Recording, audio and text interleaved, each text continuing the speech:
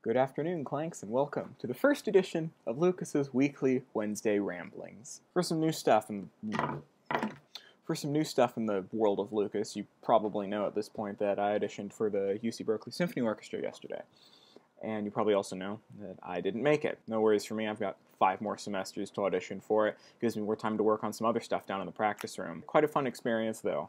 Nerves and sweat and awfulness. Also new, if you had been paying attention on Facebook last week, you would have noticed that I had a class screw up towards the beginning of school, where I was not supposed to be in the Chinese class that I originally wanted to be in. I had to be in another one, which was only offered in the spring, so I couldn't take it this semester, and as a consequence, I could not take Chinese this semester. However, to fill that gap, I am now taking Introductory Japanese. It's a really cool language to learn, especially when you watch as much anime as most of us here do. I actually had to spend most of last Saturday memorizing hiragana, which is the Japanese syllabary, part of it at least. Katakana is coming up this week, and I'm not looking forward to having to memorize that too. I'm also taking a Tai Chi class this semester. It's every Tuesdays and Thursdays and at 7 in the morning? Yeah, 7 in the morning. It's a good excuse to get up early, and it gives me an excuse to use that big metal fan that I bought back in Japantown, because we're learning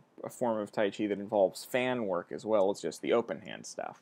That's a lot of fun.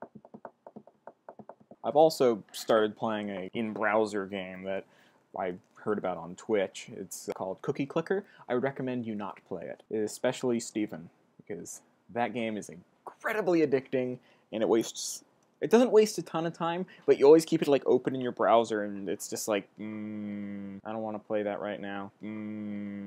But I have to keep it going because it does stuff automatically.